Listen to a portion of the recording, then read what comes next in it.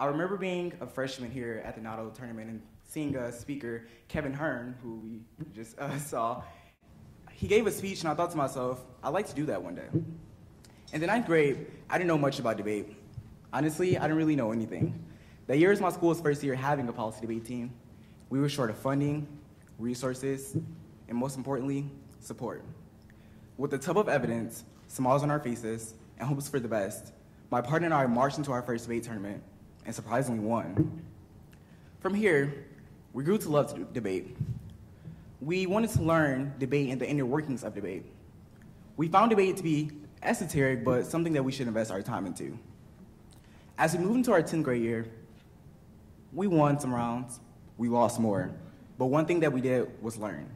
For every round that we lost, we learned what we did to lose that round and how we can master that so that it will never happen again. 11th grade year, the same, nothing special. However, there were two things that I remember most about my 11th grade year. The first was returning to the NAUDL championship for a third time and making it to the quarterfinals.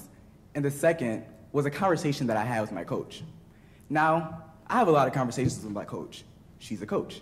But this conversation particularly stood out to me because I explained to her that one day I'd like to win a national championship. This was a comment that I made.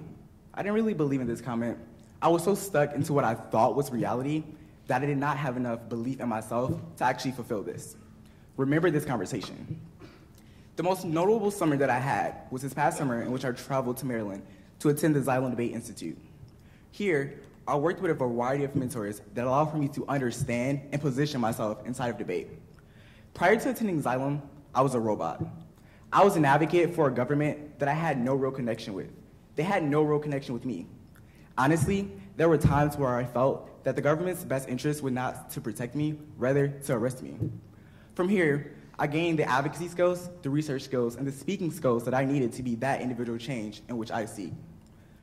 So as I started my 12th grade year, my partner and I were able to obtain a level of success that honestly neither one of us saw coming, obtaining 4 bids to the Tournaments of Champions and breaking in every national tournament we attended. Remember that? Oh, thank you. Thank you.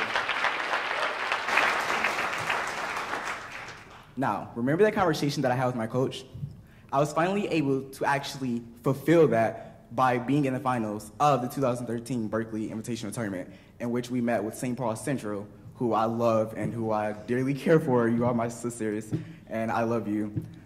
Honestly, this was the most successful time of my high school debate career. Being able to look my partner and our coaches in the eyes and say, wow, did we really just win Berkeley? The best part about this victory was that it was not just a victory for my partner and I, our coach, or our school. It was a victory for all of the debaters sitting in the crowd. How, you may wonder? This was a victory because it showed the community that urban debaters are capable of so much more than they expect. Oftentimes, urban debaters are seen as the lesser debaters, the debaters that are not able to obtain a level of success that regular debaters can obtain, whatever that means. Yes, we are urban debaters, but we're also tomorrow's future. If there's one thing that I can leave with you, whether freshman, sophomore, junior, or the awesome 2014 class seniors, it will be to never listen to those stereotypes. Yes, we are debaters, but debate, urban debate specifically, is a source of energy. It's a breath of fresh air to those communities that are often looked over. Urban debate is a survival method. It allows for students that attend schools that may not have the best GPAs, the best ACT, SAT scores, or the best graduation rates to actually attend college.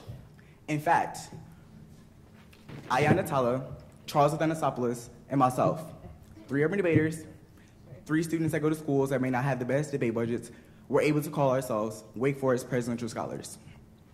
I'm sure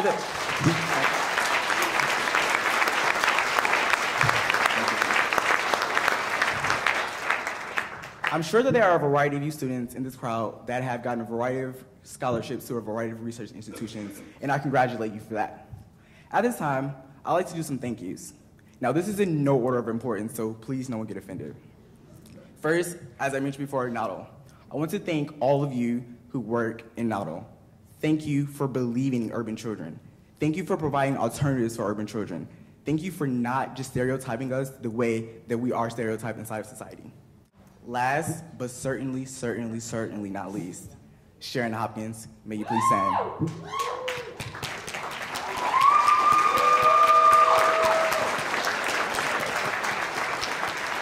So you may be wondering why you are clapping for a random lady. But this is not a random lady. This is my awesome debate coach.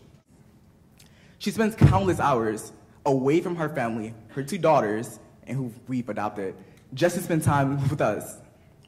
Regular coaches can easily book a flight to a tournament, no biggie, but since we can't afford to do so, Ms. Hopkins spends countless hours driving countless miles just so that we can attend tournaments.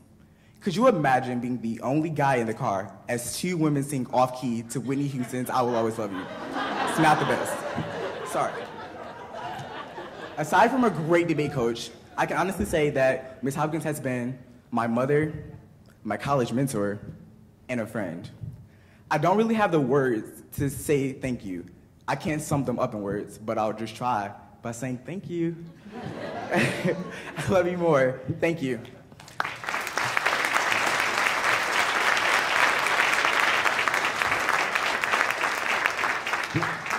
I would also like to reach out to all of the rest of the coaches in the crowd. I don't know all of you. I've never met all of you. But there's one thing that I know about you. I know that you care. You care enough to dedicate your time, your energy, into students, into urban students. You don't listen to the stereotypes that are against them. You don't see those stereotypes. The only thing that you see are the students, as intellectuals. In conclusion, I want to wish all of you good luck. Walk into those debate rounds and tear it up. Whenever you feel nervous, take a deep breath, exhale, and just think to yourself, I could win, and then it'll just be a win. But I could lose, and it will still be a win because I'll learn from that loss. Remember, whenever you think that you can't, you can. And for every door that closes, another one opens. Thank you.